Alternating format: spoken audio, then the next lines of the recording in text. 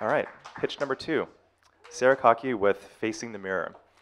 And as she sets up, Sarah is a graduate of the School of Visual Arts social documentary program in New York. And currently she's the new social media and production associate at Firelight Media, and working on their upcoming 3-part PBS documentary series, The Black Panthers Seize the Time. Thank you.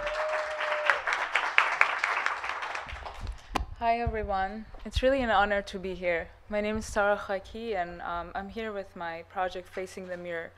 It's a documentary intending to be an hour long about an Iranian-American plastic surgeon who works with survivors of war.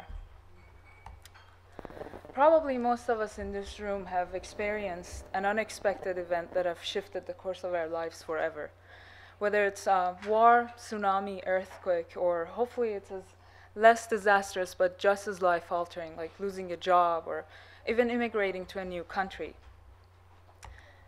The main character of my film, Dr. Kaveh Alizadeh, is no stranger to these life-altering changes. He was only 14 when the Iranian Revolution took place in Iran, and his parents sent him to the United States. And right after that, 2 weeks later, the hostage crisis took place. So his parents were unable to issue any visas to meet him, so he went for 2 years without knowing when the next time is that he sees his parents. I believe that this experience really formed who he is today. A New York-based Iranian-American plastic surgeon who works with victims of war and trauma today. And this is my film, focusing on him and 2 of his patients so far that I've been able to follow. Abdin, a 4-year-old boy whose face was disfigured by a car bomb explosion in Iraq. At a glance, his face kind of looks distorted and kind of hard to look at, but he's so charming and energetic, and that's really what moves the story forward. And the other patient is Uday, a middle-aged man who used to work at as an interpreter for the US Embassy, but he was shot in the face, unfortunately. Now I'd like to show you a small clip of the film. Oops, I'm sorry.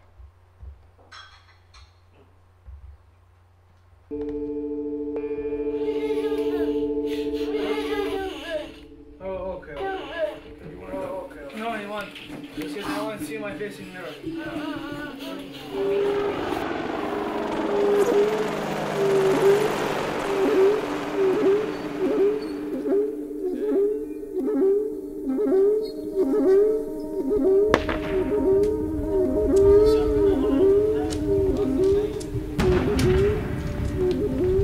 Someone who's normal.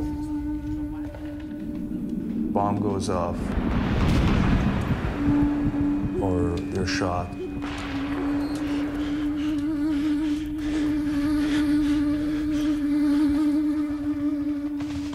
And all of a sudden, what they knew of themselves is taken away from them.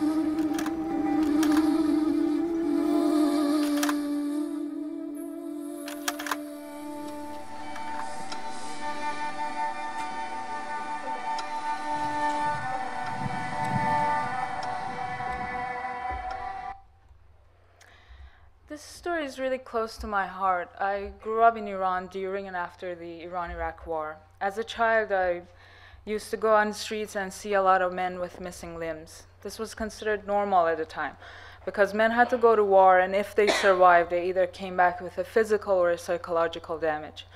And growing up, I always wanted to reflect on this story, on what I saw, and always wished for a situation that no child would experience what I witnessed. And in some ways, I feel like Dr. Alizadeh is also looking back at his childhood and trying to heal the world in that sense. One of the main components of my film is him wanting to really go back to his home country and the neighboring countries to work with the surgeons that are local surgeons that are really trying to work with the kids and train them so that they can teach their own next generation of doctors. He has a non-for-profit Mission Restore that allows him to do that.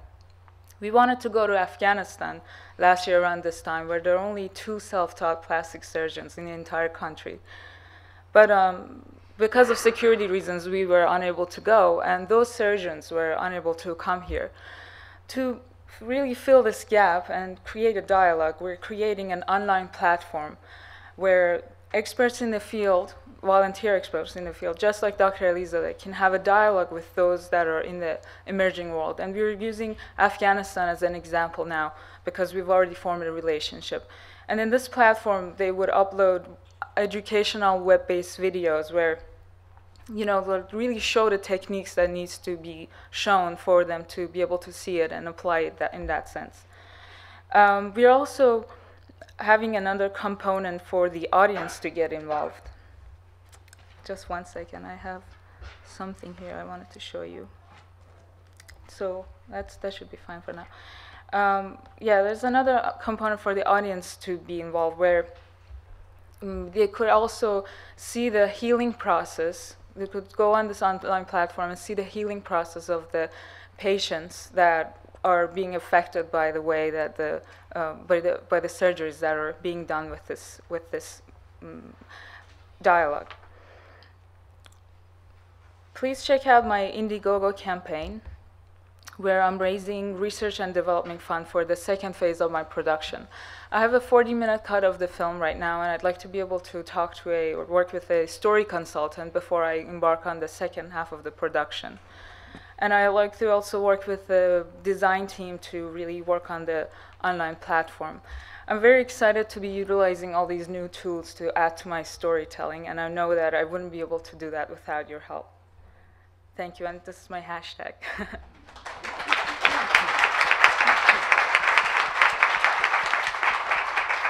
Thank you, Sarah. Jigar, let's start with you. Can we get some thoughts from you on the viability and the potential of this project? Yeah, you know, this is a very powerful story that you've come across, and the main character is, and that's the challenge. You have three really powerful main characters, and I didn't quite. I'm kind of more curious to know who is going to take the lead and whose story is in front, and the mixing of many different timelines, you know, from the revolution to the current Iraq War to Afghanistan. It's a lot, and I challenge you to help the audience through that journey, unless it's a very you know, knowledgeable audience that's coming to it. A couple of other concerns is with the outreach.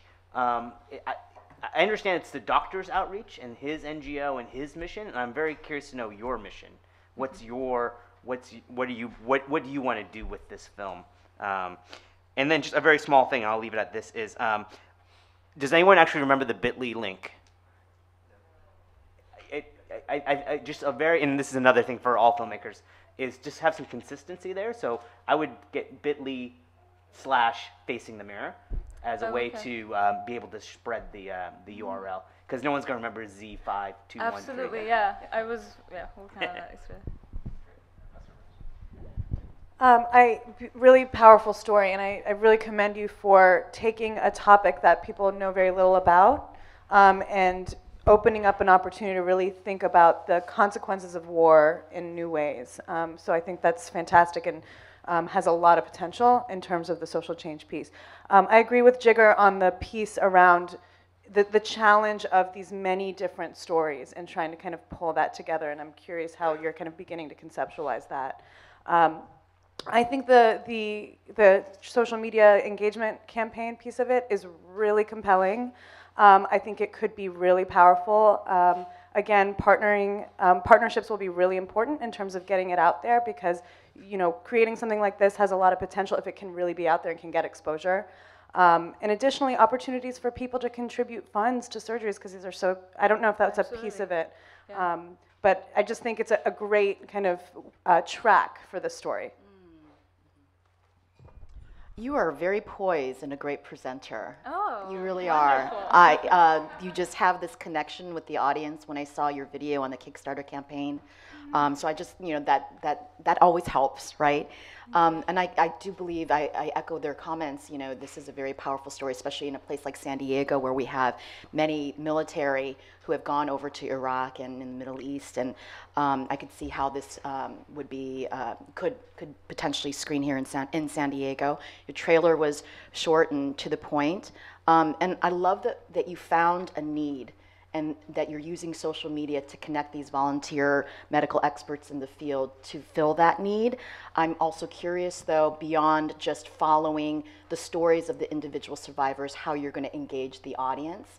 And then one last thing I saw in your Kickstarter campaign at the $5,000 level, you're offering to make a personal film. Was that you? I'm sorry? At the $5,000 level? Because this is a portrait story. And if someone pays $5,000, then I'm suggesting to follow their stories and make short portrait stories of them. That seems like a lot of work, right? I mean, it just seems like a lot of work. Right. I would charge a lot more for that, I mean, personally. Well, I'm trying to do what I can. I know. Right? You should up it. Like Okay, go for broke, right? Sure. And the last thing is, I wanted to see a little bit more statistics to give some context as to, and I'm sorry if I missed it, as to how many people are injured or how many children are like this as well, just to give it context of the problem. Okay. Right. Okay. Do you want to respond to any of the comments or questions from the panel? I agree with the social media component of it. This is a new project that I'm developing right now, so I really appreciate the comments.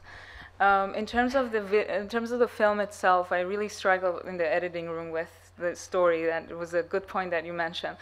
But because I'm really generalizing everything with the unexpected events that's happening, it kind of links everyone in their little own stories. And there's always a battle between, do I want the main character to be the doctor or the beautiful patients? But right now, the main character is the doctor, and he's the one linking the patients to get to each other. So that's how it's structured right now. Just sorry, one more comment. You talked about MedBridge as the platform. Yeah. And I don't know, is that something that already exists out No, there? that's something we named. Okay. for now. Yeah. I would do a lot of user testing Okay. before you go down a path of building a site that allows people to. And again, that was the one thing I didn't know if that was the doctor's idea or if that was That was something that I the came up team. with and I talked to doctor about, and he liked the idea because right now he sometimes Skypes with them, but they're not able to really show the techniques that's happening. And he also liked the idea that we can archive it for others to be able to see it. So I would encourage just using YouTube and just experimenting with trying to make one loop with the doctor and someone in the field there, and use the existing tools rather than spending your time developing that out. Okay, great. We're just about time, but we have time for maybe one or two comments from the audience for Sarah's piece. Are there any questions or other constructive feedback? Yeah, we have a question over here. I really loved your trailer, and I actually felt like one of the things that I really wanted to know was more about the doctor in the trailer, because I felt, at least how it was presented, I really felt like he was kind of the glue for all of the stories, and especially since you were talking about how in surviving 1979 and all that type of stuff. So I actually felt like that was the emotional pull for me, you know?